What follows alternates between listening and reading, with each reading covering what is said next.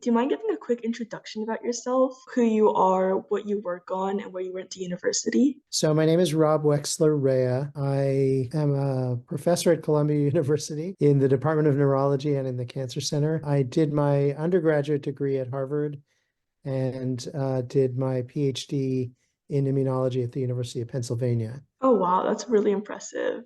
So how did you get interested in research to begin with? I think as far back as I can remember, certainly in high school, I was interested in science. I was considering at the time being a science writer opposed to a scientist, and I ended up doing that for a short period after college. But when I was in high school, I liked my science classes. I spent summers working in research labs. So kind of for a very long time, that was my trajectory. In like terms of, could you explain your research in more like generalized terms so that a high school student could understand it? My lab works on childhood brain tumors, which are devastating diseases, as you can imagine. Children don't get cancer that often, but when they do, it's really an upheaval for them and for their families. Brain tumors are very aggressive diseases, and with no treatment at all, would be invariably fatal. Yeah. We tend to treat kids with cancer or with brain tumors very aggressively with a combination of surgery and radiation and chemotherapy. And with those treatments, many kids end up surviving, but they also end up suffering very severely from the side effects of the treatment. Particularly the radiation has terrible effects on the developing brain. And so our goal is really to try to understand the origins of these diseases, the causes of these diseases, and then try to identify novel approaches to therapy. We do that using animal models. We have models of the disease that allow us to study the early stages and the changes in the normal brain that give rise to a brain tumor. And we use those models to study everything from very basic science questions to much more translational questions like what are the best therapies to use. The goal of our work is really to try to find safer and more effective therapies for these kids. We've been fortunate enough to make some discoveries that have led to clinical trials that we hope will end up benefiting patients. Oh wow, that's absolutely incredible. Has your research been like, I guess, this trajectory the entire time, or has there been pivots? No, I mean, I started my own research lab. So I mentioned that I did my PhD at Penn, and then I did postdoctoral work at Stanford. And after that, I started my own research lab at Duke University in Mhm. North Carolina. I worked there for about 10 years before moving to San Diego, and I was in San Diego for 11 years before moving to New York. I'd say my focus has been on pediatric brain tumors the whole time since my postdoc, where I first learned about medulloblastoma, which is the disease we work on. I would say what's changed is our work has become more and more translational, more and more geared towards understanding the disease in a way that will allow us to develop new therapies. And we've increasingly worked with physicians and with other scientists to try to develop novel approaches to therapy beyond just understanding the basic biology of the disease. That's still an important goal, and really often therapies come from a very deep understanding of the biology of the disease. But we've, I guess, become impatient or driven to try to take the discoveries that we make and move them forward into the clinic. And I'm Yeah. not an MD, so I don't treat patients, but I work with a lot of MDs who do. And we have sort of a back and forth dialogue, trying to figure out what are the best ways to improve treatment. Yeah, and Columbia has a wonderful medical school too. So do you They guys work do. with them a lot? Yeah, so I moved here about a year ago, and it takes a while to sort of reset things up, but it's a terrific environment. There's a really great dedicated team of physicians and scientists who work together on this kind of problem. What would you say is your favorite part about your research? I think early on I was driven very much by the curiosity, by the problem-solving aspects of science. And I still am. I mean, I still think a lot of what we study is like a puzzle. Trying to solve a puzzle can be fun. I think somewhere along the way, fairly early on, it became clear that, we can solve puzzles and that's really fun, but we could, if we pick the right questions, we could benefit patients. And so I really like that kind of juxtaposition of doing something that's really interesting and sort of gives you insight into fascinating biology, but at the same time can benefit people who are suffering from disease.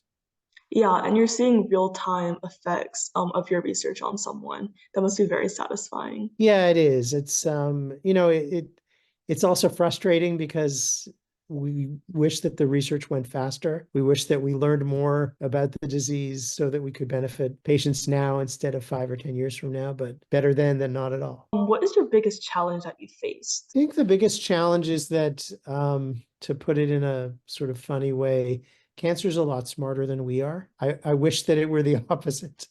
Cancer is, first of all, not just one disease, it's many diseases. Even among childhood brain tumors, there are many different forms of each of these diseases. And then within a given patient's cancer, there are many different types of cells. And what that means is it's not a simple problem. We have to understand the complexity and come to terms with it. The other thing about cancer is that it evolves. So you treat with a drug and you kill off a certain set of cells, and some of the cells that are left mutate and they become resistant to the therapy. And so you really have to be, I mean, I think the physicians have to be really vigilant and try to understand how the disease is evolving and mutating so that you can keep chasing it. But from a scientific point of view, it also means that, we're simple solutions don't work.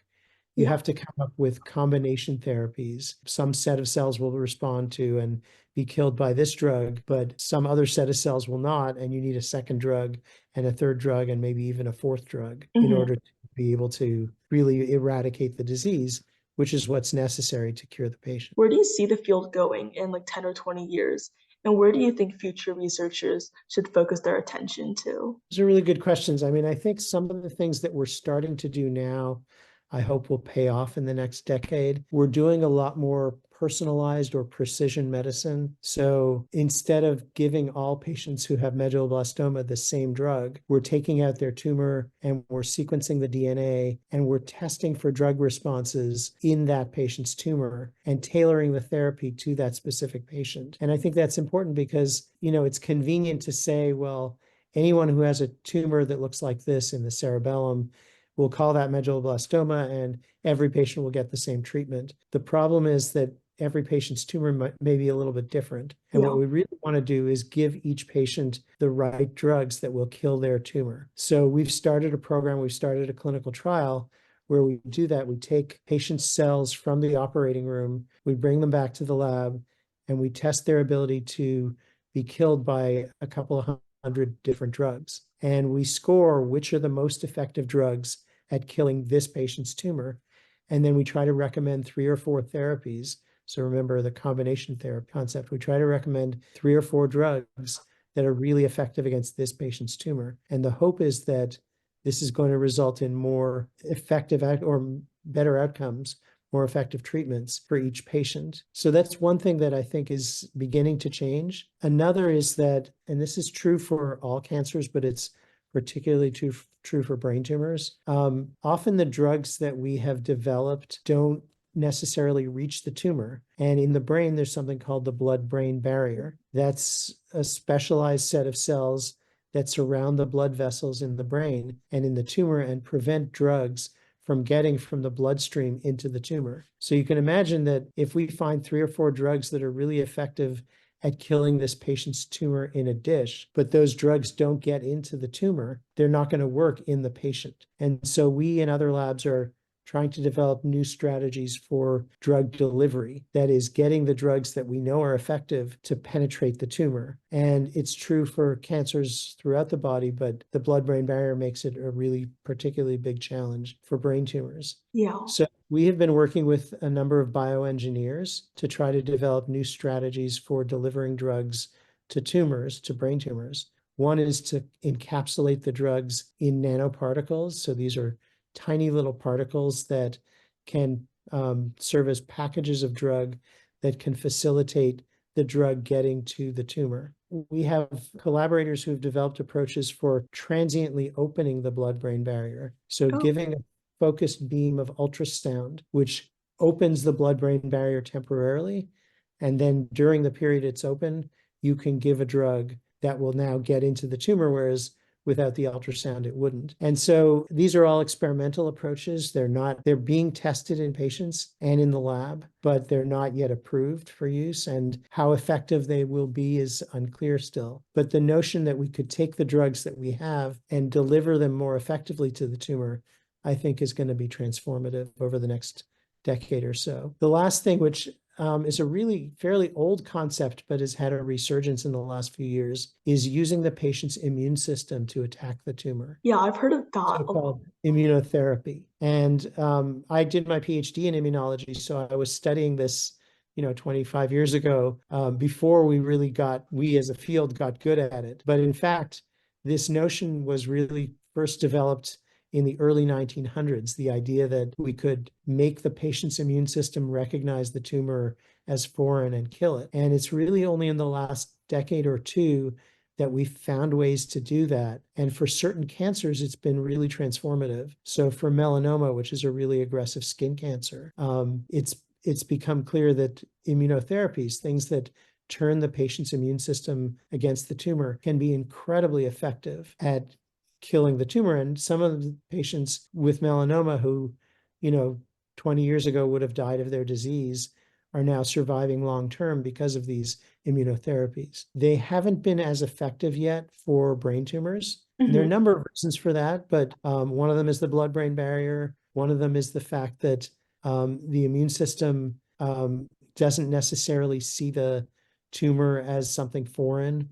And so you have to kind of induce the immune system to see the tumor in a way that it doesn't currently. Yeah. And so the immunotherapies that we're trying to develop against brain tumors are a little more complicated. But the hope is that if you could do that, if you could sensitize the patient's own immune system to the tumor, you would give the patient long-term protection, because like a vaccine against a virus, for example, the immune system would retain memory of this thing. And every time the tumor would crop back up, the immune system would attack it and tamp it back down.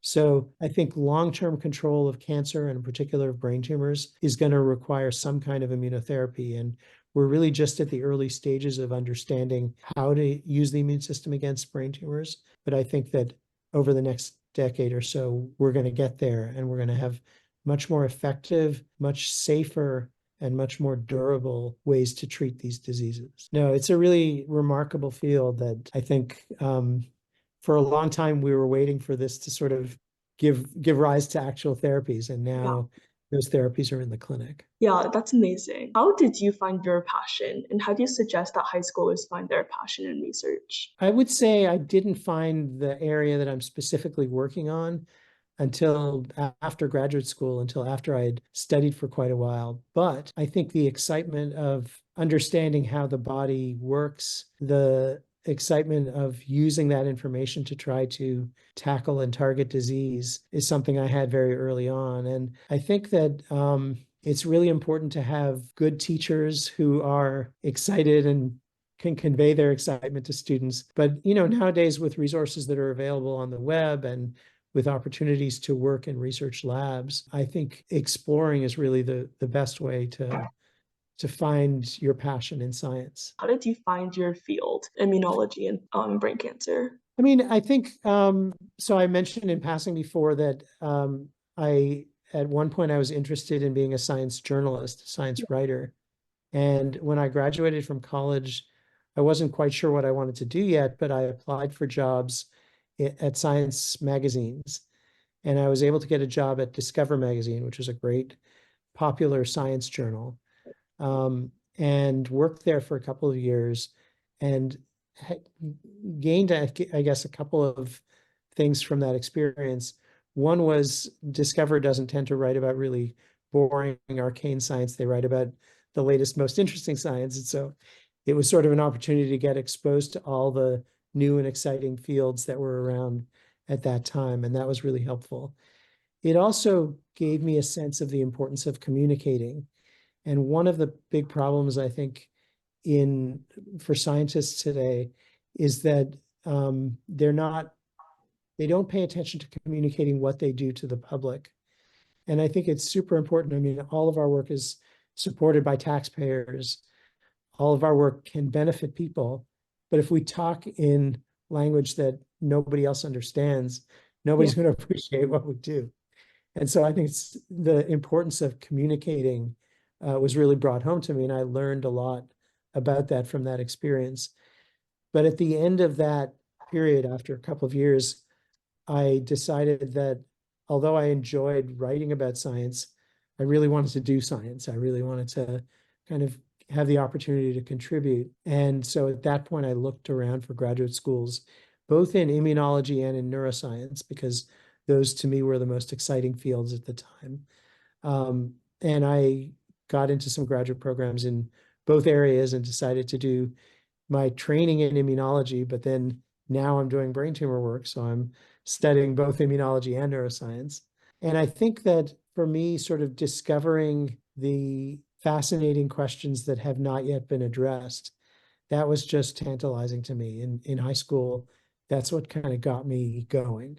I really wanted to sort of take a problem that nobody understood, that nobody had studied before or had studied and not made progress on, and really try to tackle it.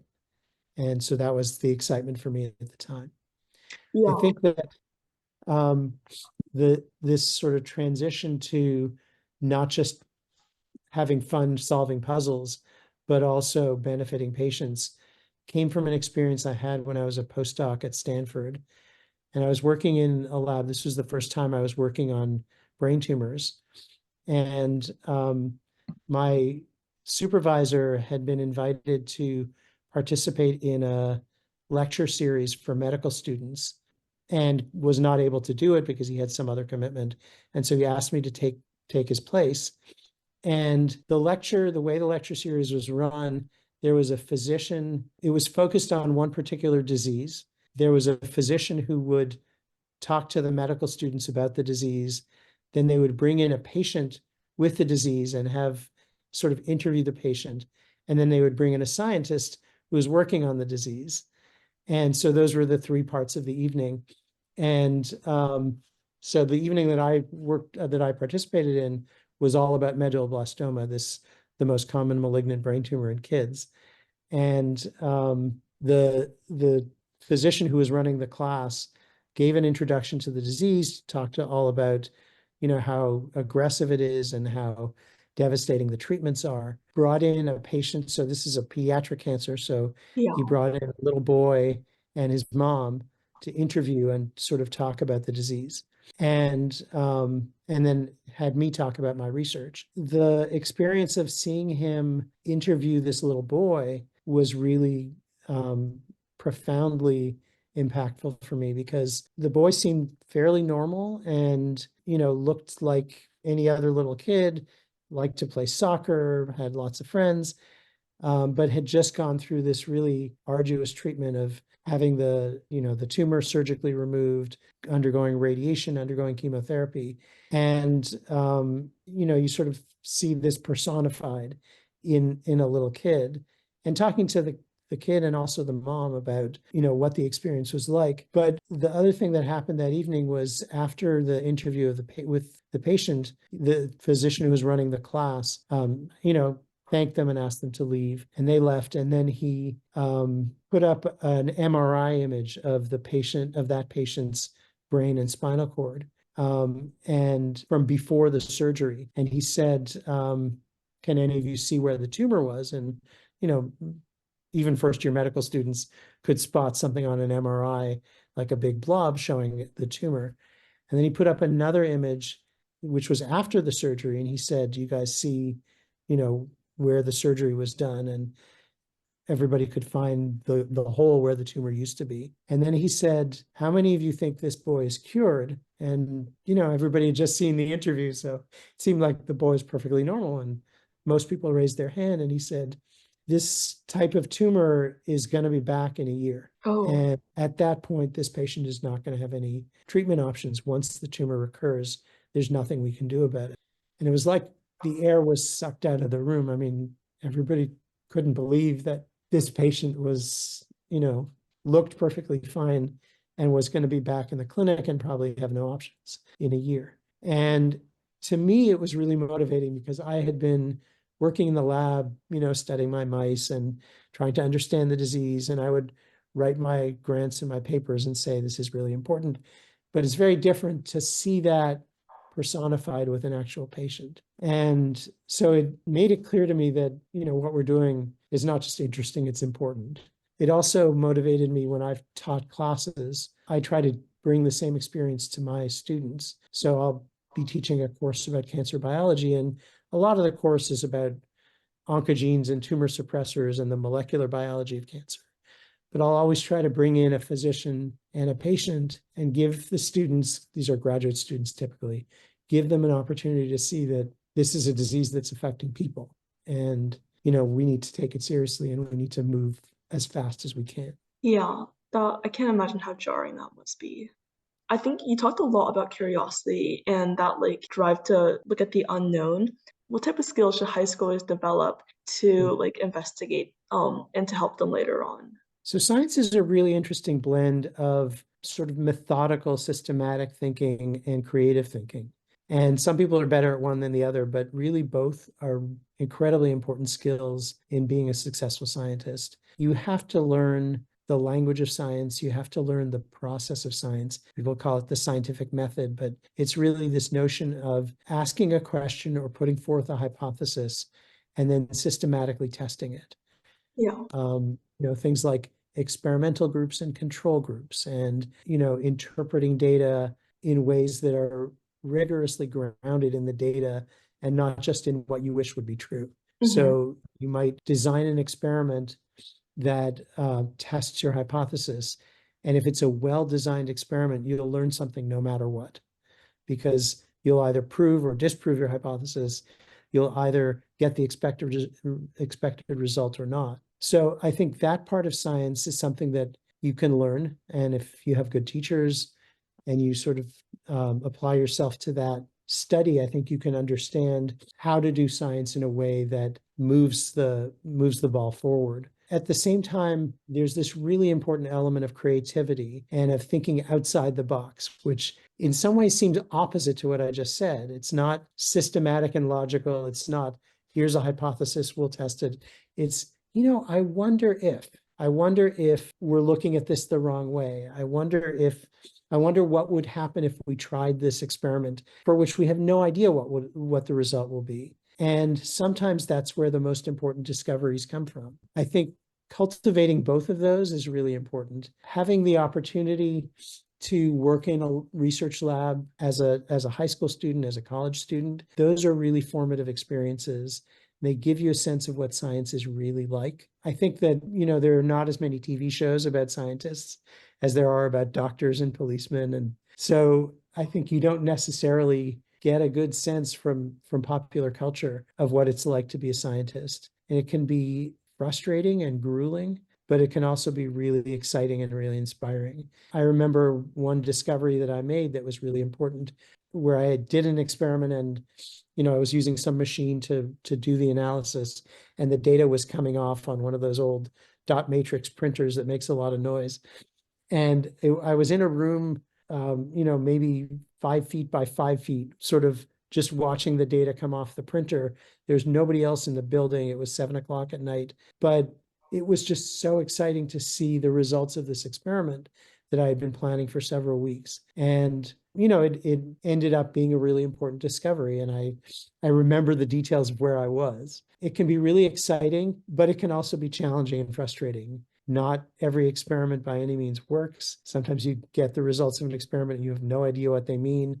And it takes another 10 experiments to figure that out. It can be really lonely, but the way I run my lab, we try to have sort of social interactions and, people help each other, people collaborate.